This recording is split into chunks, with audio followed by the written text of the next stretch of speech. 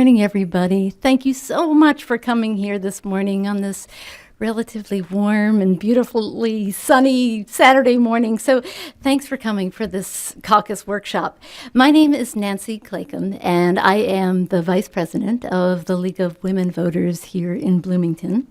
And this morning, I'll just be providing you with some introductions. I'll tell you what this workshop is all about and give you the game plan for what we're going to do at the workshop, and then introduce you to the participants for the workshop. So first, let me just give you some basics. The League of Women Voters is a non-partisan political organization that never endorses any political party or candidate. Our purpose in hosting this caucus workshop today is to provide you, the public, with the information that you need to become active participants in the caucus process so that your voice can be heard. The caucus process can be messy, it can be confusing, it can be loud, but it's an important part of our democracy. We're hoping that at the end of this workshop, we'll all leave this building with maybe a little bit more knowledge about how the caucus process works and how to participate in it effectively. That way, on Tuesday, not on Wednesday, on Tuesday, February 6th, we can all go out and attend the caucuses and be part of this sometimes sloppy but pretty beautiful democracy that we have. Okay, so we have representatives here today from the two major political parties recognized by the state of Minnesota, the Republican and the Democratic parties. Their precinct caucuses are held on Tuesday, February 6th, beginning at 7 p.m. Your handouts, which you all should have, include caucus locations selected by the major parties.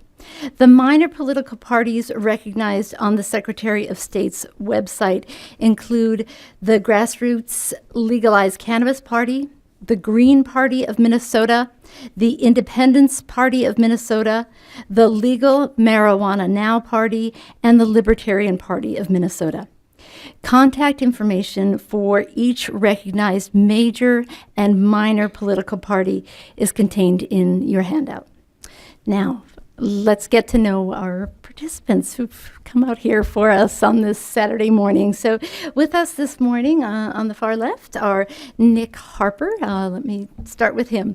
He joined the League of Women Voters Minnesota in August 2017 as the Civic Engagement Manager. He is a lawyer licensed to practice law in Minnesota. He holds a BA in political science with honors from Gustavus Adolphus College and a JD with public service honors from the University of Iowa College of Law. Thanks for being here, Nick. The next person that's here with us is Barb Sutter. Barb is the secretary for the Minnesota GOP. Barb's professional background is in accounting, specifically in taxes. She and her husband moved to Bloomington in 2002. In 2009, she became active locally in her Senate district and has served there as treasurer and co-chair. In 2014, she was the Republican-endorsed candidate for the Minnesota House. Barb has served as the secretary for the Minnesota GOP since 2016. Thank you, Barb, for being here. And lastly, but of course not least, is Vicki Wright. Vicki is the DFL Training and Party Affairs Director. She previously served on the DFL State Executive Committee and its budget and operations subcommittees. Vicki also spent 5 years as the DFL Constitution Commission co-chair. In her local Senate district, she was its communications director and treasurer before completing 3 terms as the Senate district chair. Outside the DFL, Vicki enjoyed a career in advertising and marketing communications as a writer and creative director. So welcome, Vicki. Okay, now we've got our agenda for this morning. Let me just lay out how things will flow. So we'll start with Nick Harper, and remember he is from the League of Women Voters Minnesota. He will provide a general overview of the caucus system in Minnesota. Okay, once he's got that complete, then we've got Barb and Vicki, who will each address what happens at a caucus, and they'll be pointing out what's unique to the DFL and what's unique to the GOP. After that, both Barb and Vicki will discuss the development of policies within their political parties and how that unfolds. With that all complete, all three of our participants, Nick, Barb, and Vicki, will address just more details about the caucusing process and why it's so important to participate.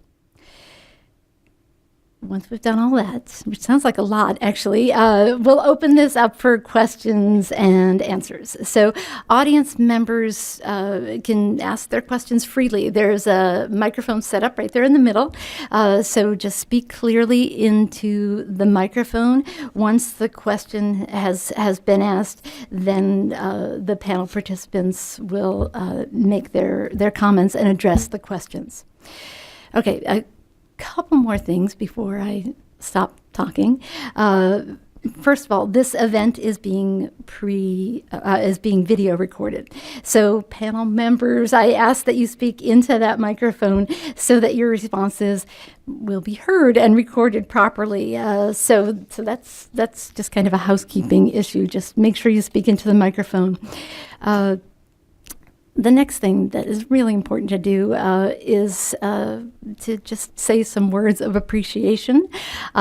We'd like to thank the City of Bloomington for providing this space for us this morning, and also to the Bloomington Cable for taping this broadcast and airing it before the February 6th caucuses so the public can have access to this.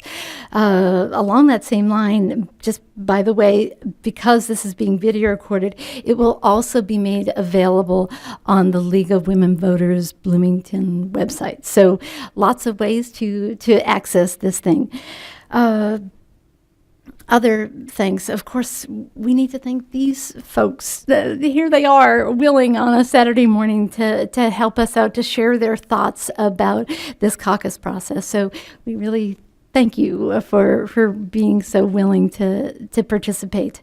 And last, but certainly not least, I want to make sure that the many volunteers for the League of Women Voters are thanked. They put in so much time and effort in planning these things, and they somehow make it seem like these events happen magically. They just kind of snap their fingers and bam, it happens. But the reality is that these folks are amazing. They spend all kinds of time, and it's not magic. It's their hard work that makes it all happen so beautifully. So thank you very much. And thank you guys for just doing this and being here on a Saturday morning. So I guess we should have Nancy be quiet and let other people talk. So Nick is up first. Nick, take it away. Great. Good morning, everyone. Thank you for coming. I am going to go ahead and go through, as Nancy stated, general information that applies as an overview. I want to be very clear that this is general information and that details will need to come from representatives from the party because there are some slight differences in the ways that the parties operate and run their caucuses. So this is an overview and details will need to come from those representatives. So we already had an introduction about who the league is, so I'll skip over that. But let's start with the basics. What is a precinct caucus? A precinct caucus is a meeting that is run by the political parties to address issues such as what candidates they want to endorse, delegates and party officers, and also setting the overall policy and goals of the parties.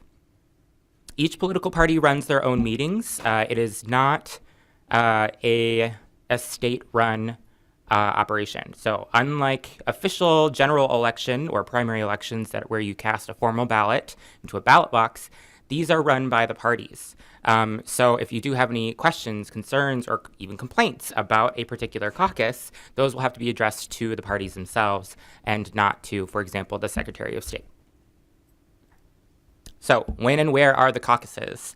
The state law provides that major political parties hold precinct caucuses on the first Tuesday in February. And this year, it is February 6th, and caucuses start at 7 p.m. The locations of the caucuses are set by the parties and reported by the Secretary of State. You can use the Secretary of State's Precinct Caucus Finder tool on the web in order to find your exact location. I would double check even if you've used the same location for years, because it may change. So please be sure to double check just in case it has changed. It is not necessarily the same location that you have voted in the general election. So also, again, please be sure to check. Otherwise, you might show up to an empty building. So the major political parties are required by law to hold these precinct caucuses. Those major parties, as has already been described, are the Democratic Farmer Labor Party of Minnesota and the Republican Party of Minnesota. However, we do have minor political parties here in Minnesota. That includes, as earlier stated, the Grassroots Legalized Cannabis Party, Green Party of Minnesota, Independence Party of Minnesota, Legal Marijuana Now Party, and the Libertarian Party of Minnesota. They are not obligated to hold precinct caucuses under the law, but they may still participate in certain informal precinct activities or caucus activities. If you wish to participate, you should contact those parties directly. Contact information for all the parties will be available at the end of this presentation. So, what exactly are the levels and stages of precinct caucuses, and what happens after that? To give you an overview, precinct caucuses, you will be doing a preference poll for the governor and lieutenant governor race. You will also elect delegates who will move on and represent your precinct in the Senate district and additional caucuses and conventions. And you will also elect local party officers. Then those delegates that you have selected will move on to Senate district and then also perhaps congressional and district convention, as well as state convention. And during presidential years where there's a presidential election, there is a national convention usually. I'm not 100% sure whether or not there are national conventions in off years. So if the party members would cover that when we get there. I just want to go over briefly the offices that are available or to vote on in 2018 that you might be discussing at your caucus precinct, because it's a busy election year. So first, you have this. There are actually 2 U.S. Senate seats. One is a regular election that is currently held by incumbent Amy Klobuchar, and I believe there is one Republican candidate who has formally declared, Jim Newberger. There are 2. Oh, there are 2. Okay. Robert Barmheiser. Thank you. Yes. Robert Barmheiser is the other candidate. There also is the U.S. special election, which is the seat that was formerly held by Senator Franken, now held by Senator Tina Smith. To my knowledge, no candidate has formally declared for that seat. But if there is additional information, please. State Senator Karen Housley has declared for that race. Thank you very much. On the Republican side. That is right. That is right. I do remember seeing that now. Thank you so much for that. Sorry that I forgot. So there are 2 Senate seats that you need to be looking at. There's also, of course, governor and lieutenant governor, attorney general, state auditor, secretary of state. 5 Supreme Court justices will be on the ballot for retention election. If you have questions about that, feel free to ask me about that after the presentation, but I won't get into those details about that kind of election here. There will also be all of the state house representatives will be available up for election. There will also be local judges, county commissioners, county attorney, county sheriff, and park commissioners. And I believe, did I leave off congressional U.S. representative? Yes, you did. I did. So that as well. Like I said, very busy election year. So, big ballot. Here in Bloomington, you are in 2 different Senate districts. You're in 49 and 50. And those are the maps to give you a brief idea of where, which Senate district you're in. And the United States congressional district that you are in for Bloomington is Congressional District 3.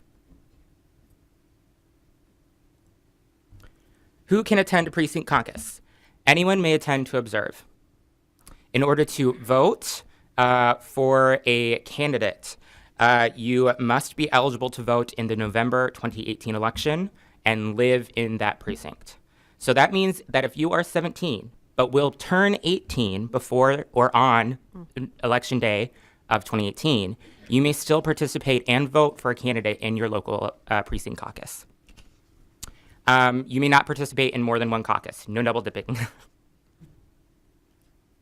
There are also some variations in other parts of participation, such as who may propose and vote on resolutions, or who may run for local officers of the parties, and I will make sure, I would like to ask that the party representatives address those in their presentations.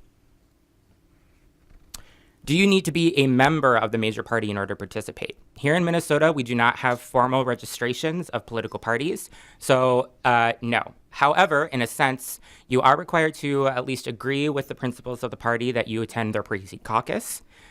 So if you agree with the general beliefs or plan to vote for that party in the next election or have voted for that party in the past, then you may participate in that party's caucus. So again, what happens at the precinct caucus? You choose the volunteer leaders who will be officers for the parties. You also cast non-binding preference ballots for lieutenant governor and governor. You will discuss the ideas and issues and policies that you want the parties to support, and that usually is done through resolutions. And you will also choose delegates who will represent your precinct caucus in future caucuses and conventions. Let's talk about resolutions. Resolutions are statements of their position statements on important policy issues. They are the ways that party platforms are developed. And it starts at the grassroots level with individuals who attend party caucuses provide proposed resolutions, and then the caucus will vote on those resolutions. Those then move through the various levels until, hopefully, if you support the resolution and the position, then it gets included in the party platform. Resolutions typically need to be presented in writing, and it's very important if you are interested in resolutions.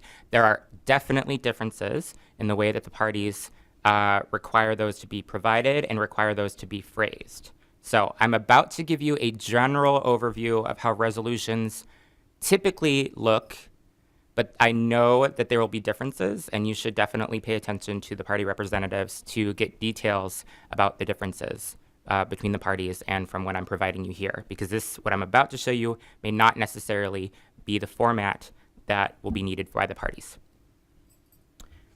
Generally, you want to state the problem that you want to fix or the policy change you want to make, including relevant facts and information of why you want to support that particular position, and provide the rationale, the why, and then state the position directly.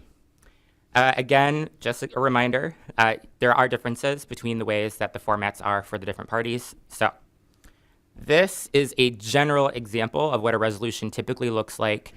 Resolutions, for example, are done in the United States Congress and are also done at the state legislature. So I've used that model as an example. Typically, it starts with a few whereas statements, which are the factual and contextual information about why you're providing this policy statement. And then at the end, there is usually a therefore be it resolved statement. And that is the position that you'd like the party to take.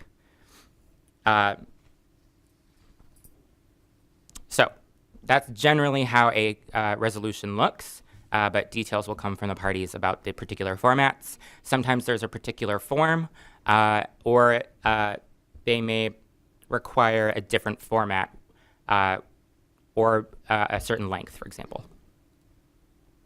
So what if you have work or school on caucus night? You have the right to take time off of work if you give your employer 10-day notice, which I believe would be today. So if you're here in the audience today and you are scheduled to work, I would suggest contacting your employer as soon as possible.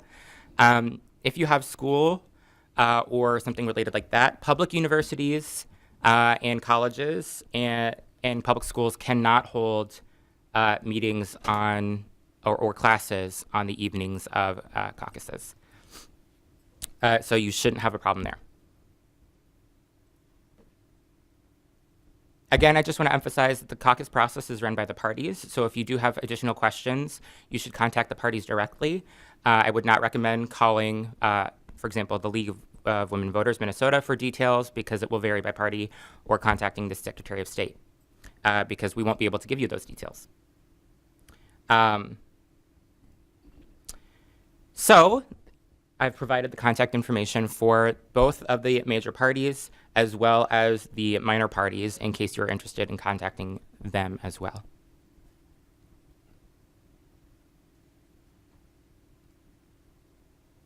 If you do have general questions about the caucus process, or if you have questions about what will happen after caucus, or have questions about registering to vote or voting in the general election, please don't hesitate to reach out to the League of Women Voters. Thank you.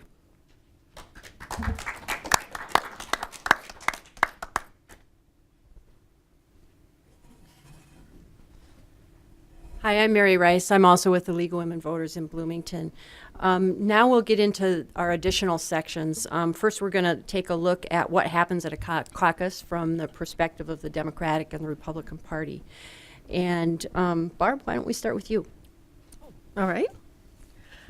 Well, basically, first of all, again, also thank you for being here. Thank you for inviting me to be here. I think this is incredibly important. Vicki and I were talking about the fact that the caucus system in some groups is a little bit under fire. People are suggesting we move to a straight primary. Here in Minnesota, we have both. I think one of the reasons that I personally like the caucus system, it allows us to really get involved at the grassroots level. And that's why I personally think the caucus is incredibly important and think it would be a shame to see it go. Good government starts with all of us, and when you attend your caucus, you have an opportunity to voice your opinion. You get to talk about why you think somebody should be the next government of the state. So I urge everyone to let your voice be heard. And as we say in every election, there's too much at stake to just sit and be a spectator. So gather your neighbors, talk to your neighbors, friends, family, and I would encourage everyone to attend caucus. And just by your interest here, I assume we'll be seeing all of you. We've already talked about where the caucuses will be held, what time the caucuses start.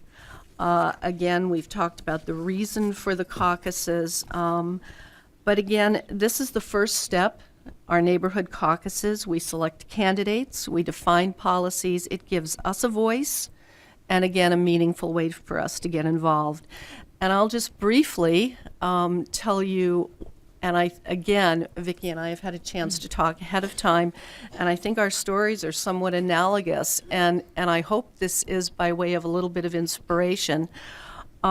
My husband and I moved to Bloomington in 2002, and I was volunteering politically at the national level. And then in 2009, I went with that old adage of all politics is local, and went to my first Senate district dinner, very quickly became involved. And as many of you know, if somebody sees that look in your eye that you're willing to volunteer, they glom right onto you. And in my case, that was a good thing. I ended up becoming the treasurer of our Senate district, moved on to be co-chair, and then in 2014, I did have the honor of being endorsed as candidate for the House. And from that, I went on to become Secretary of State. But truly, I sincerely attribute that to attending caucuses, because it was that feeling of anyone really can do anything they want to do if they roll up their sleeves and work and want to participate. So I think, should we walk through this a little bit, how the evening goes, Sure. and go back and forth? Sounds or good what to would me. you like to do? So we each do begin promptly at 7 o'clock. Why don't I, and if you say we do this differently, we'll just Okay. Oh, is that a good way to do it? Does that make sense to everybody, rather than us each repeating what the evening from beginning to end? We begin at 7. We have greeters in the hallway. We'll be at Jefferson High School, and they will kindly direct you to the proper classrooms where your precincts are located. Every precinct has its own classroom. I want to add one thing, and that is that we in the DFL open our registration at 6:30 or earlier. We do as well. And so it actually, the caucuses convene at 7, so it's to your benefit to come early enough to make sure, especially if there happens to be a crowd, and we do expect there might be. So being there by 6:30 is probably a good idea. I think that's a good plan, because even in the presidential year, parking was an issue. But Yeah. people think caucuses start at 7. Why? I'll get there at 7. That really pushes it, because we are, while it is true that the parties manage their own caucuses, there are some things that are statutorily required, and one of them is that we begin promptly at 7, and certain things must be completed by 8, which we'll get into. But at any rate, we start with a Pledge of Allegiance. The secretary and convener are introduced. And if there's still a line at the door and registration is going on, everyone is required to sign in. Then at times we will start reading some of the letters that have been sent into the caucus rooms. If any of you have been before, and I suspect some of you have, and if you haven't, candidates will send in letters. We do not read gubernatorial letters at this time. That's done as we get into the gubernatorial straw poll. And I'm going to just interject slightly, Yeah. because as some of you know who've perhaps been to the Democratic, the DFL caucuses in the past, in 2016 we did the preference ballot for presidential candidates. You can come and register and place your ballot in the box, and you can leave if you want. We don't encourage that, because really, as Barb was saying, this is about party organizing. So we really want people to feel welcome and understand that to really have a voice, it goes beyond just putting your vote in the ballot box. It really is part of this grassroots development. And the other thing is, too, we are encouraging our caucus conveners to stay as neutral as possible. So there will be literature and information available, and candidates may come in and make speeches, or maybe surrogates will be there to speak for their candidate of choice. But the convener at a DFL caucus, we ask them to remain neutral and not participate in any reading or distribution of literature for any particular candidate. So I just No, I think that's a good clarification. It is the same with us. The convener would not be the one to read the letters. It would be perhaps the secretary or people in the room that have letters that they'd like to bring forth. You alluded to, candidates may stop by and wish to address the attendees. We try to let them come and go, because they're, of course, trying to get around to as many classrooms as they can. The requirements for participating that night were covered by Nick, and we may have a few more things that we'll add later. The convener and secretary are then elected. Obviously, I said they had been introduced when you walked into the room, but they merely volunteered to do it that night. Certainly, if somebody else would like to convene or be the secretary that evening, which I will tell you quite frankly, I've never witnessed that happening, but anyone is free to come in and say, I would like to convene this caucus, and then there would be an election as to who would be the convener and the secretary. But again, I've not seen that done before. It happens rarely, but we always encourage our conveners, if someone else is elected caucus chair, and it's just a job for one night, for that night, right. if they are elected, to be available to help. And because they've been trained and they know all the materials and so on. So we try to make it as open a process as possible. Just to add a quick anecdote, I did hear when I was out doing training in northern Minnesota that just a couple of weeks ago, that an individual who was blind was elected the caucus chair for the evening, which I thought was really a really remarkable story, and the convener just was very helpful in sort of guiding the process without intervening, and they had to work closely together, but it was a really extraordinary kind of thing, and so we do encourage people to know that even though someone has been volunteering to convene, they are not necessarily in charge. They're just trying to help things go as well as possible. Correct. Yeah. The volunteers in our case are asked to step forward as tellers to count the ballots, and so then they are appointed. And then our gubernatorial preference ballot is next, and that is a difference that we have. In our case, you cannot walk in and say, "Good evening, I'm here, I'd like to vote, and I'd like to leave." We have the gubernatorial preference poll early. That, again, is because the results need to be reported. And as I said to Vicki, we're not trying to hold people hostage, but she touched on the fact that it is really, I believe, as she indicated she does, it's a really better experience if you can be part of the evening. Of course, if you choose not to be, we do have a time at which we do that, and no, you can't just come in, vote, and leave. We don't do that, but we do it early enough, so we are certainly not keeping you there for 2 hours if you don't wish to be. The one thing I want to add about the preference ballot on the DFL side, too, is we have 6 candidates. We also have, you can vote uncommitted. You don't have to choose. And there also is a blank for a write-in should someone enter the race, since the ballots have already been distributed to all the units. So that's a possibility as well. And then we also have a tally sheet where we ask for all the results to be put in one place on one sheet, and then we ask for the tellers and any observers, as well as the caucus chair, to sign that sheet so that they feel confident of the results.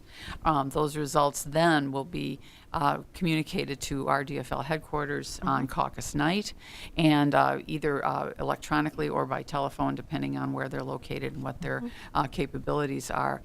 So the one thing too that is the same, I'm quite sure, with the Republican Party is that we must keep balloting open until 8 p.m. However, if there are people in line still registering, we keep the balloting open as well.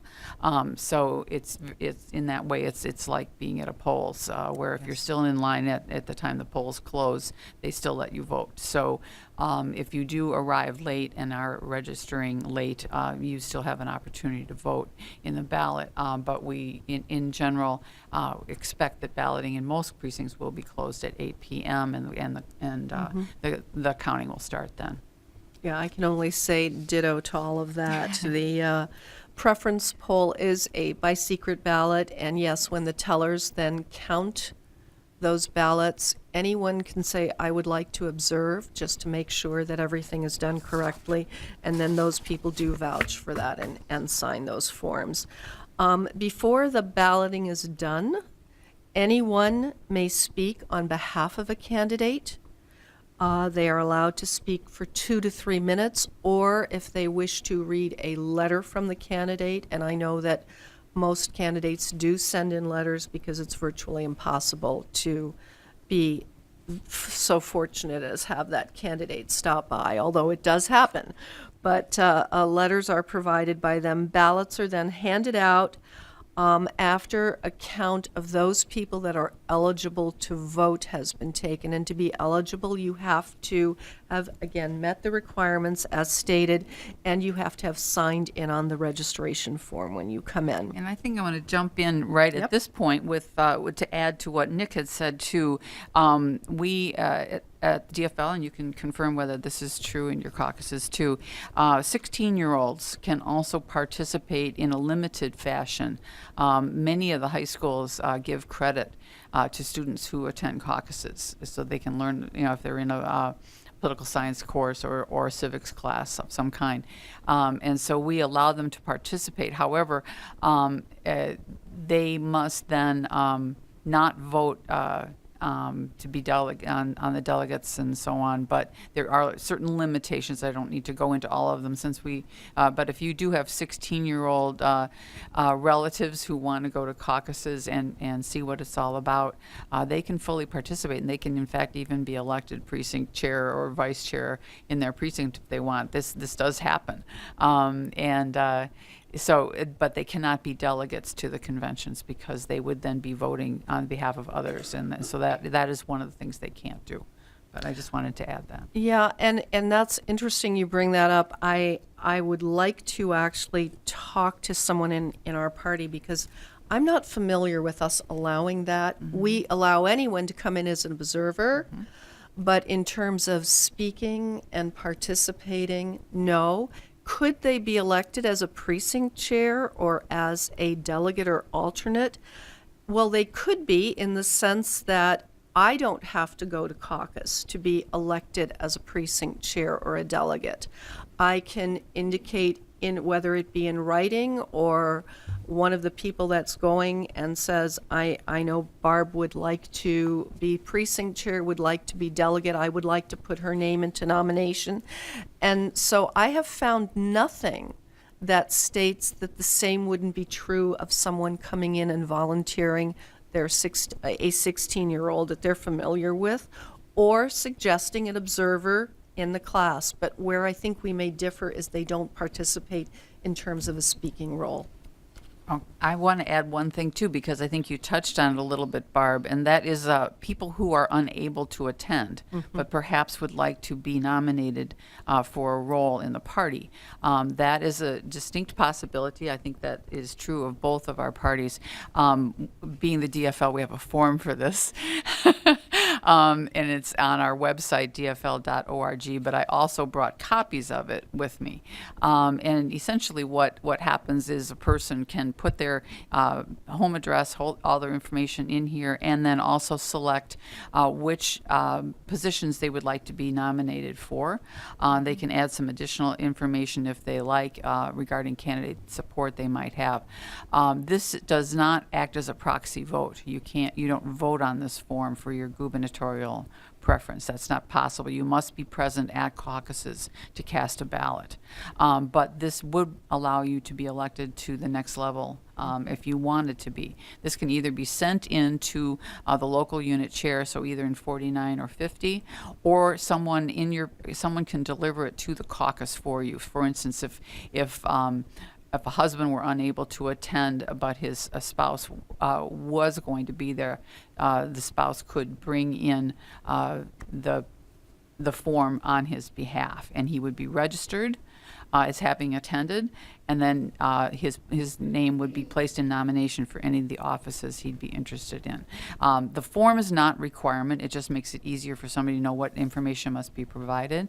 But you can also send an email or a standard letter to the organizing unit as well in advance of caucuses. Or, like I say, someone can bring it to the caucus itself. So I just wanted to mention that. Yeah, and I will say I actually am not familiar with this form, but like it enough as I've seen it, that I am going to take a copy with me and suggest that we do this, because we had issues 2 years ago, and I've seen them every 2 years, where someone will come in and say, why, my good friend Carol is not here tonight, but I know she would love to be a delegate, and I'm placing her name in nomination.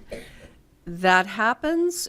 Carol is then called. We get her information, and Carol says, I don't want to be a delegate. And so I actually think this could avoid problems that we have, and we do have them every year. So I like this idea. All right, back to the gubernatorial. So people are allowed to speak, and then ballots are handed out. And Minnesota law does require that gubernatorial preference poll is completed by 8, and we've talked about passing those along. And then the results are announced, of course. The next thing are the duties of precinct officers. Caucus, again, is a place that you can go and become an officer in your precinct. And again, we alluded to the fact that we both started out that way, and the rest, as they say, is history. And you may nominate yourself at the caucus. You may speak if you'd like to speak as to why you should become precinct officer. And you may also, that vote may also be conducted by secret ballot. Now, again, I will just be honest and say, at the caucuses the last 2 times, most people are not running in to say, pick me, I want to be the precinct officer. So we have not had the need for a secret ballot. We've generally had 2 or 3 people that have come forward and said they'd like to do it. We have co-chairs, so there are really 2 precinct leaders, and we also look for a vice chair or 2 vice chairs. I'm going to add a little bit to that as well. And we have the same issue. People don't just jump into this position. The precinct chair position is a 2-year position. It's for the election cycle. And what I always tell people is there's really only one job, and that's to identify the people who support your party in your neighborhood. Correct. That's really the only thing that is important. Then the second thing is to attend the local unit's central committee meetings. So you represent your precinct to the whole unit, and they usually meet monthly, or some units meet less often, but in general here in the metro, it's monthly meetings. And then you just find out what's going on, and then you help candidates who come to your neighborhood and so on. But what we do also is we have 2 vice chairs. With luck, there's enough people who want to do this job, and then the DFL has a gender balance rule for all elections. So if at least one of the vice chairs must be of a different gender than the chair. If no one wants to run, if there are If there are 3 people, let's say, of one gender who all want this position and no one else does, they can all be elected. We don't prohibit that, but we do try to gender balance as much as we can in the party.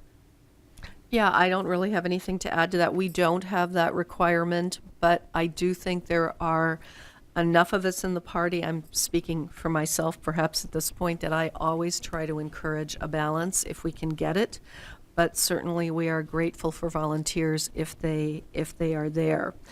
The precinct officers, I would say the same in our case. They represent the party in their precinct. They attend officer leadership training. We have, in the case of Senate District 49, we have monthly dinner meetings. We encourage the precinct chairs to come to that. Not always successful, but that is certainly the hope. And the precinct chairs are there to recruit volunteers, to assist candidates, especially when it comes down to election cycle, get out the vote phoning, literature drops, sign placement. I think that in my case, I try to make this sound like a fun event, because for me it was, or I wouldn't be where I am.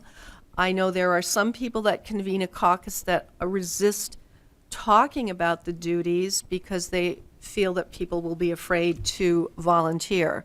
But perhaps it's all in the presentation, but at any rate, we've been fairly successful, though I think in each of our cases we always wish that there would be more activity rather than less, but we do the best we can.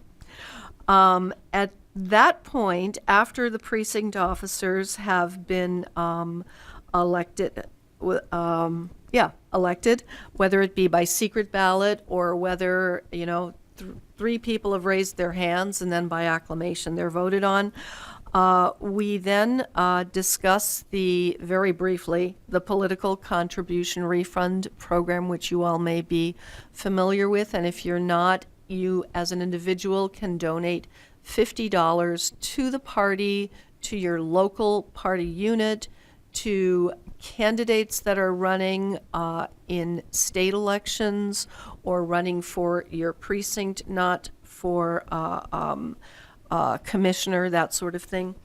And we do, at that point, pass around an envelope. And the reason for that is the party unit pays for the caucus that evening. And so we do try to get donations, but no one needs to feel they have to come to caucus with a wallet.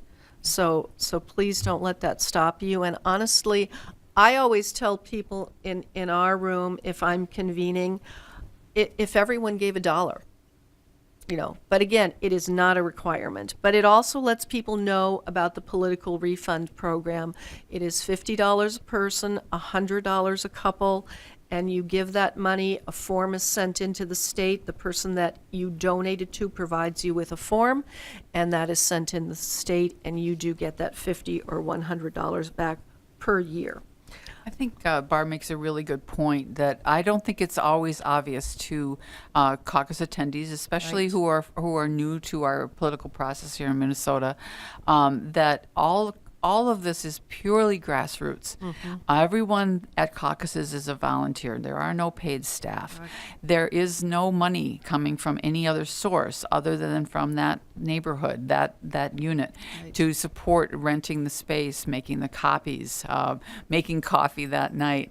Whatever is required to hold all of these caucuses is purely supported by local donations. And I think it's important. I really want people to understand that this is pure grassroots, which is a really good thing, and it's one of the beauties of democratic politics, and I say democratic meaning small d in Minnesota, because we do this better than anybody else, and it is not top down; it's purely bottom up, and everything about caucuses has that aspect. So I think it's really an exciting thing, and we encourage people also to donate if they can, and making the explanation that without their help that none of this would be possible. So and as far as the PCR goes, this is a wonderful thing because you can donate up to $50 and get that money back. So I always encourage people to say, if you get that money back, maybe you want to donate $75. So you're really only donating $25. So I mean that's something I always try to press, and both of us having been treasurers at local party level, we know how important it is to do the ask, and do the ask in a kind way. Yeah. Well, and I convened our caucus for the first time 2 years ago, and I will say, when I described the fact that the local party unit pays for all of this, rents the school, it was interesting to me, the people looking back at me, and of course it was presidential year, so there were a lot of people looking back at me, that said, and a number of people said, I thought the state paid for this. Yeah, no. So I do think it's important to know that. We also pass out volunteer forms that night, because there are people there, and we give them a list of things that they might be interested in volunteering for. Maybe they don't want to run for precinct chair. Maybe they don't want to become a delegate or alternate, which we'll get to. But maybe they'd like to volunteer, and some of the opportunities that there are on our form, yard sign locations when it comes time to field your candidate, door knocking with candidates, getting out the vote, working at the state fair booth, working on campaigns, letters to the editor. Anyway, there are a number of things, and so we do pass out those forms, collect them, and then return to those later once they are returned to the Senate district. We also attempt to recruit election judges and poll challengers that night. And that's extremely important, why they're critical to ensuring the integrity of our election. So we go into that, and we have a form that is passed out, a sign-up form that is then referred to after the caucuses as well. And I'm going to add to that as well. The DFL does also encourage people to volunteer to be election judges. And then we also have opportunities for people to participate in pre-convention committees, and those are people who plan the convention that comes after caucuses. It's a really nice way to get to know more people, to be involved for a couple of days. You know, if people want to just put their toe in a little bit and not get involved for long term, this is a really good opportunity to help plan the convention that follows the caucus. All right, and finally, we review the duties of delegates and alternates and move on to that election. Each precinct is entitled to a certain amount of delegates based on the number of votes that were cast in each precinct for President Trump in 2016. So there are 3 methods for electing delegates in our caucus, and I won't go through all of them other than to say in general, again, you do not have necessarily people clamoring for the spots that we have, although we do manage to fill them. So in general, we ask, would people like to be delegates? It's just worked out very easily that those that would like to raise their hands. It's done by acclamation. But if there are more, that too can revert to a secret ballot method. Anything you want to add to that? I mean, we can go through duties, and I think we're looking a little bit at time here. I think we probably are a little bit, but the one thing I want to add to how we do the votes at the DFL caucuses are determined by the caucus itself. One of the things we do at the very beginning of the caucus meeting is vote on the rules. So people who attend get a copy of the rules. They can see what is in there and make some decisions about whether they want to follow the sample rules or maybe change it up a little bit themselves. So they can decide to do secret ballot with paper, or they can decide to do votes by raising their hand. There's any number of things that they can decide on their own, because this is their meeting, and how they want to conduct it is important to them. The one thing I will mention, and maybe there'll be time later, if you are interested in the topic of walking sub-caucuses for proportional voting, this is something apparently that is unique to the DFL, and the Republican Party does not have this. So we can go into that a little bit later if you are interested. I'm not sure how often that would happen here in Bloomington. It is a way of selecting delegates if there are more people interested in becoming delegate than there are slots. And it's just a different process using proportional voting. This happens regularly in the cities where there are very large number of people who attend caucuses. So I can go into that later if that's something you want to hear about. But otherwise, I think we can move on. All right, thank you. Could you both speak now a little bit to how parties develop policy? We all know about talking to our legislators about what we think is important, but this is more of a grassroots level discussion about what can happen at precinct caucuses and moving forward. So Vicki, maybe we can start with you this time. Sure, I'll start with our resolution process. Essentially, I always talk to people about the fact that there are 3 different quite separate reasons to come to caucuses, and everyone is motivated by one of the 3 or maybe a combination thereof. One is because they support a particular candidate, and they're interested in becoming a delegate for that candidate ultimately, so they can help endorse them at the appropriate convention. Or to work for that candidate if they're a volunteer, to try to get others to support that candidate. A second is that they're interested in building the party. That they want to be involved in the actual organization of the party itself, and they have kind of the long view, and they want to build a foundation underneath those candidates. And the third is people who are interested in issues, and they want to really promote support for a particular issue, and they particularly are interested in finding a candidate who supports the same issue, and they want to see this issue become part of the party platform. And so you'll find that there are a lot of people who are interested in the resolution part of the meeting, and many times it's sort of relegated to the end of the caucus, but there are times within the caucus where there are pauses that sometimes can be filled with some consideration for resolutions.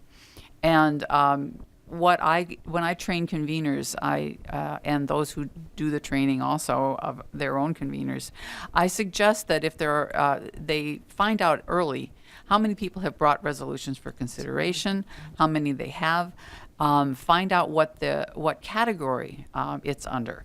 What's the topic? Is it environment? Is it gun safety? Is it consumer issue or energy?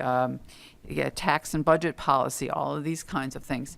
Find out what the categories are, and if there are multiple people who have multiple resolutions in a single category, encourage them to get together and just talk for a few minutes and see if they have the same resolution or similar ones, or if they can combine them. Or they can enhance each other's resolutions a little bit. And what that does is it creates some camaraderie, hopefully. Mm-hmm. It also perhaps cuts down on the number of resolutions for the whole body to consider, and it gets the conversation going on this topic. Everyone should be interested to some degree in all of the things that caucuses address, and I think that issues are unfortunately, like I say, sort of pushed to the background a little bit too often. The DFL has a resolution form that helps sort of define some of the things that we need. Nick was correct in having some supporting statements. However, the real meat of it is the resolution itself. So I have copies of this form if you want to see it. This is also available on our website and can be filled out electronically. It has all the categories that our resolutions are sorted into for the platform. There are quite a few of them. And the resolution statement would be first, a sentence or two, with the supporting statements to follow. All resolutions then are voted on by the body at the caucuses, and we mark approved or adopted or defeated on the bottom of the form. And these go forward then to the resolutions committee that is preparing the resolutions for the convention that follows, the organizing unit convention. So that would be your local Senate District 49 or Senate District 50 convention.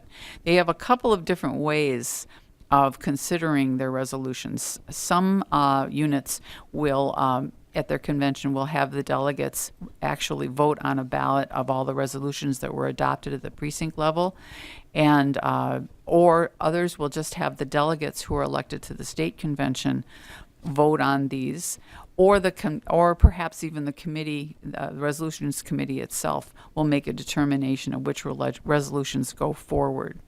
And when I say go forward, what it means is that in every unit of the DFL party, they are permitted up to a minimum of 20 resolutions to be submitted to the state, or twice the number of state delegates that they can elect.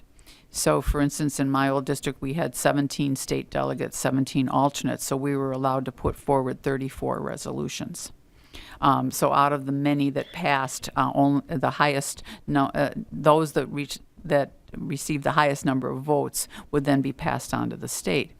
What happens at the state level, then, we have a platform committee that evaluates all the resolutions that have been passed from all 121 organizing units in the state, and they sort them into categories, just like I was describing. They try to find out which ones are similar.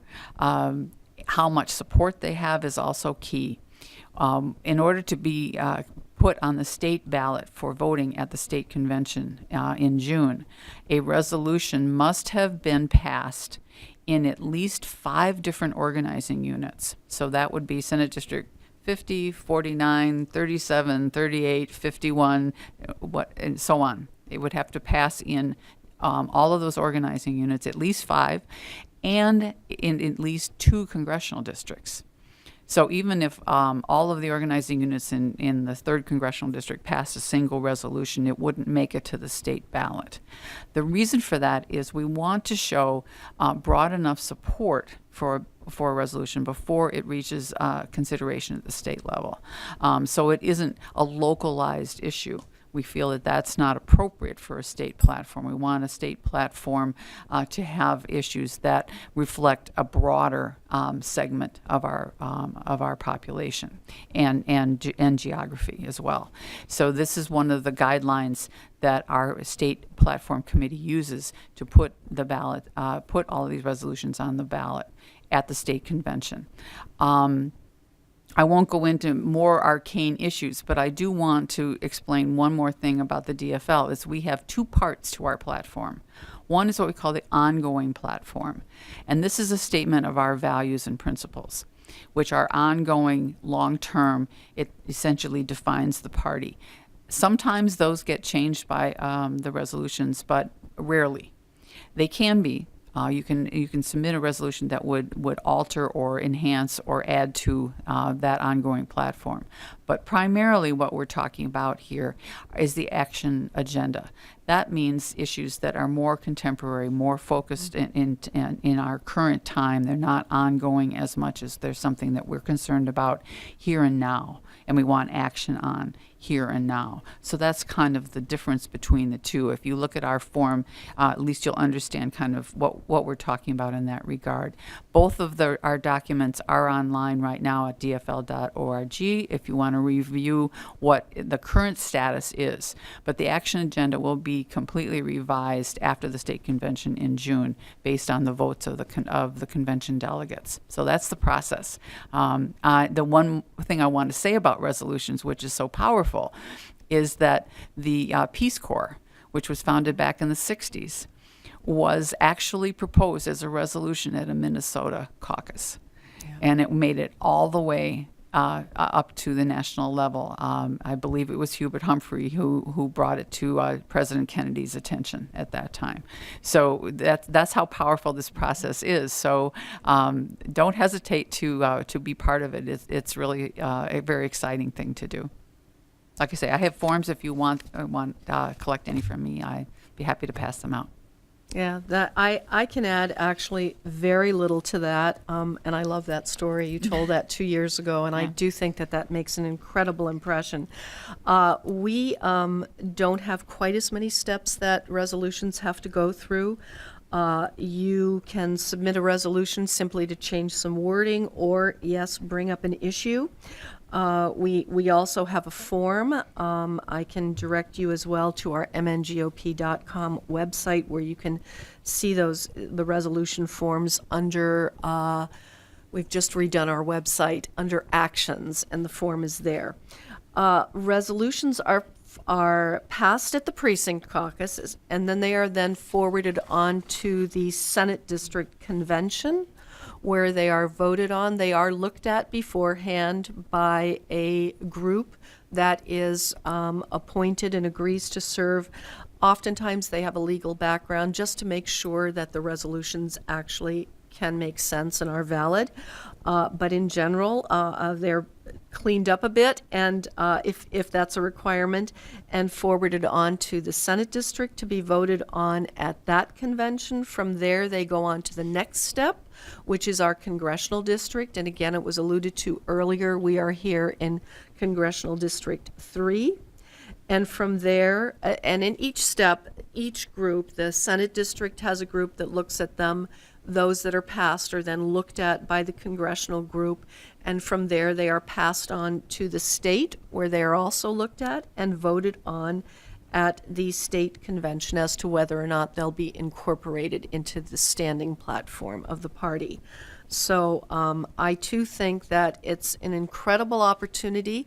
But I also indicated to Vicki, we were having a phone conversation yesterday. I have noted, this is just my observation over the years of attending caucus, that resolutions are coming forth less and less. I don't know what that says. I am not judging anything, but I can remember my first caucus. People were eager and brought things forward. And you are seeing less and less of that. Now, perhaps it is because I am not in the minority, feel that our platform is too long, and many of us say, We don't want any more. In fact, we are working at trying to streamline our platform. But at any rate, I don't know what the reason for that is, but we are not seeing as much activity with resolutions as we did before. In my corner of the world, I cannot say that's true everywhere because I know a lot of resolutions come through.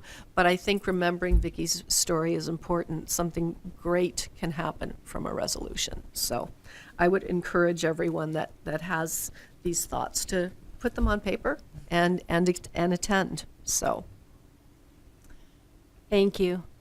Now for the three of you, does any of you have any additional detail on caucus participation that hasn't been covered that you think is important from your party's perspective or in general? Go ahead, Vicki. The one thing I've been telling people in all of the trainings I've done, and I was in northern Minnesota when a blizzard hit up there a couple of weeks ago, and whatever. It's always such an exciting time for all of us. But that what happened in 2016 was a real mixed experience. I don't know how many of you maybe were at caucuses in 2016 or not, because of the huge influx of people. Mainly to vote in the preference ballot for their preferred presidential candidate. It created a lot of chaotic experiences for people, and it was in many ways discouraging and frustrating and difficult. And you can only imagine how the volunteers who were working these events felt about it. I remember going through this myself as a Senate District Chair in 2008. It was a very similar kind of experience. And but what we are trying to do this year is really emphasize and encourage. There are, on the Democratic side, there are as you know, there are a lot of grassroots organizations that have sprung up. Many of them have been engaged in protest, or at least in contacting elected officials in Washington when when a certain bill comes up or whatever, and they've been quite effective in that regard. But at the same time, they are also asking, what next?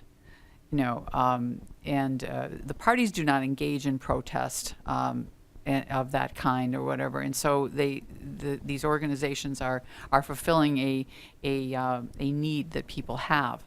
But there are people who are asking, how do I now get involved? And what do I do? And what does it mean to be involved?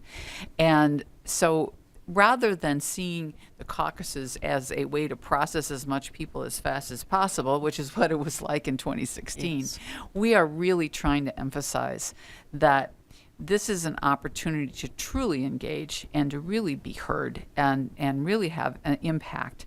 And we're putting much more emphasis on having greeters. And if someone does want to just vote and go at the DFL caucus, we say, have someone there saying, we'd really like you to stay. Mm-hmm. We really like to make sure that you understand what's going on, because if you feel strongly enough to place a vote in the ballot box, we feel that you have more that you can offer and we can learn from, and do everything possible to make people feel welcome. I tell DFLers all the time that when you get two DFLers together, all they want to do is just talk politics and just or gossip about politics. That's another part of it.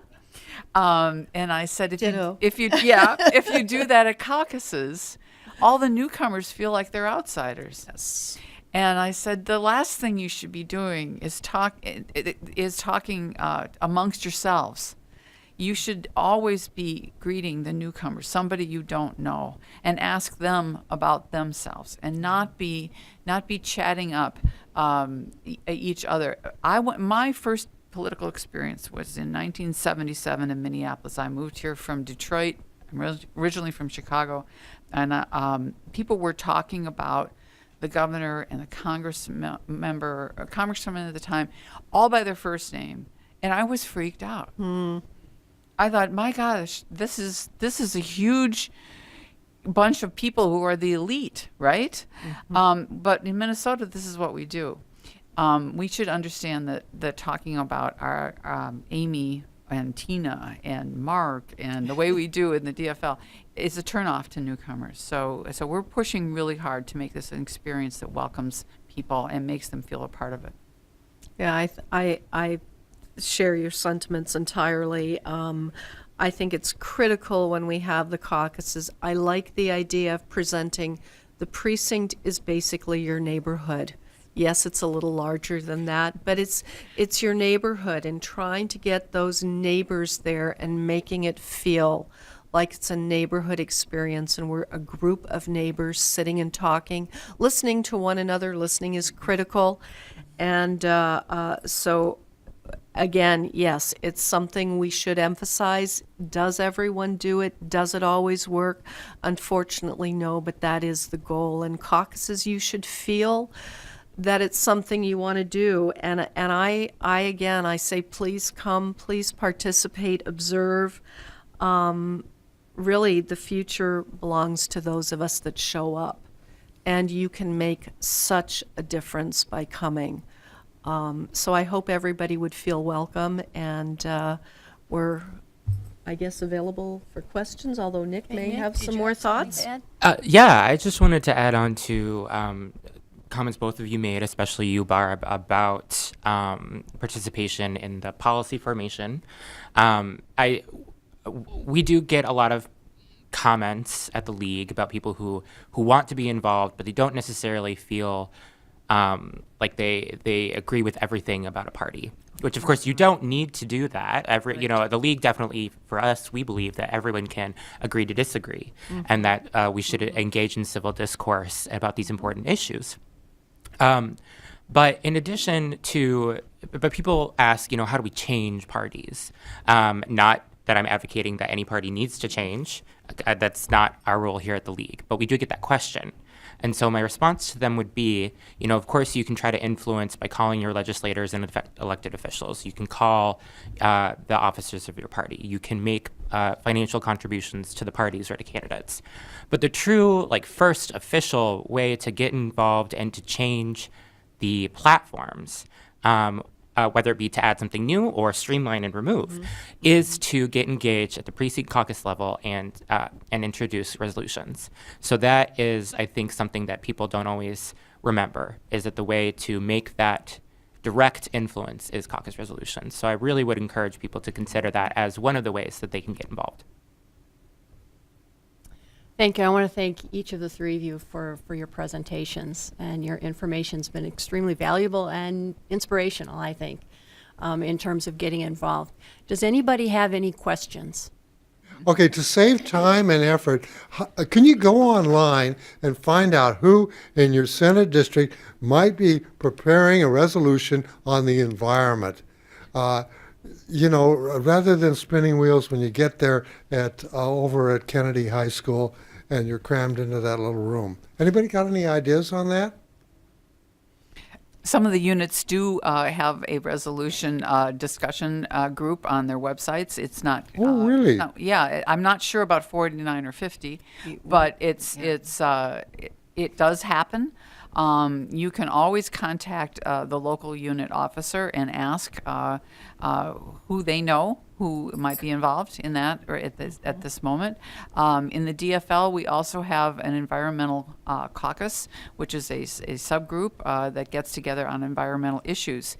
And there is information on our website. If you go under DFL Party Leaders, you'll see community caucuses there. And there's a DFL Environmental Caucus. And if you contact them, they can tell you who is preparing resolutions on what topics. That is incredibly helpful. Oh, Thank good. you. You're welcome. Barb, do you have anything to add? We do not have anything like that on our website, but I like the idea, and we do have a newsletter that goes out every 2 weeks, and I happen to know that the editor of our newsletter is here, and perhaps that is something that we could incorporate into our newsletter, because I like that idea as well. I do think it streamlines the process, and your suggestion of finding out as people come in how many have resolutions and trying, because resolutions are important, as Nick just indicated again, and they are very, very frequently glossed over. People perhaps don't want to sit. It happens at conventions too, because they are always left to the end, and frequently people will say, "I make a motion, we adjourn," and we haven't even gotten through them, and I think that happens on both sides of the aisle, and it's really unfortunate. So I like the idea that you suggested, sir. Are there any other questions?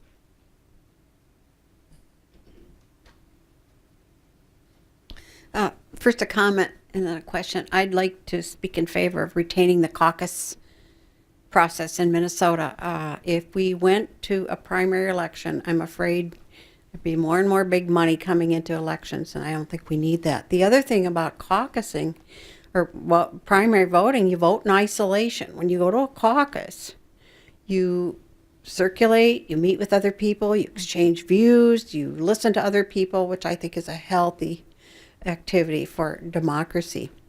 My question is, if Minnesota went from a caucus system to a primary election system, how is that done? Actually, we took a vote on, the legislature already passed a vote on that right after the 2016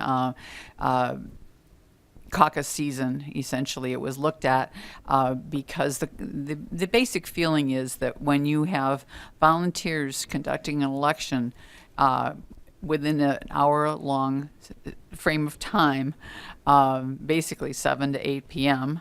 One night, and it becomes a chaotic situation. We experienced it in 2008. We experienced it in 2016. And so the decision was made not to scrap the caucus system, but to separate it from the presidential nomination process. So what will happen in 2020 is there will be a presidential primary just prior to the caucus. I believe it's like a week before. So people will be able to go and vote at an actual polling place.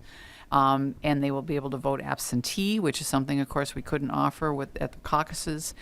So if they're not able to attend the caucus, it's no problem. They can still vote their preference for their nominee. So we will have a primary that's conducted like any other primary election by election judges and counted by and processed and overseen by the Secretary of State. So it'll be an official result.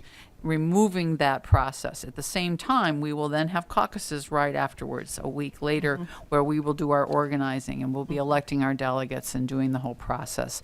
So one of the things that's happening at the national level, I don't want to dominate too much time, but especially in the Democratic Party, there's a huge debate about eliminating caucuses altogether. The thing is, caucuses are not conducted the same way in every state. Correct. I actually think in Minnesota we do it right. Most states do not. I was in Iowa in 2016, and it was a bizarre process. What they do in Nevada is a little strange. Texas is different as well. It's not the same kind of thing. We value our caucuses, just like you have just said, and we believe it. Organizing the grassroots level is one of the reasons that I believe we have the highest voter turnout consistently of any state in the United States. And I think it's because people believe in our political process, and I think it's because they are engaged at the very grassroots level and can rise from that level all the way as high as they want to go. Yeah, there are only 16 states that have caucuses. And of those 16, I was doing a little homework yesterday, of those 16, 8 of those do have these sort of situations. Again, a conversation we had, they're rather closed caucuses. Not anyone can just come and go to caucus. Again, that's preordained who goes to these caucuses. So I would say by the research that I did that there are perhaps only less than 10 states that are caucusing, and again, differently, but in the way that we do, that is an open caucus, and not having experienced a lot of them, I too think that we try to do it the right way, a way that embraces everyone to join and be a part of it. So We have time for one more question. Yes.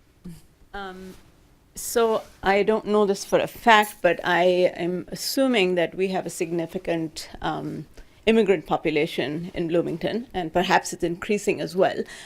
Many of them come from countries that either don't have a democratic process, or if they do, shall I say, it's not quite democratic. So what are we doing here to bring those voices into play, especially at the caucuses? Because many don't really know about what a caucus is. I've lived here 30 years, and it's been in, well, maybe 10, 20 years ago where I discovered the process. So what are the parties doing for that? There's a couple of things that I will say about that. One is that we have translated the agenda and the rules into 6 different languages, and that's posted on our website, and we're making that available to all of our units so that they can copy those for the attendees who are not native English speakers.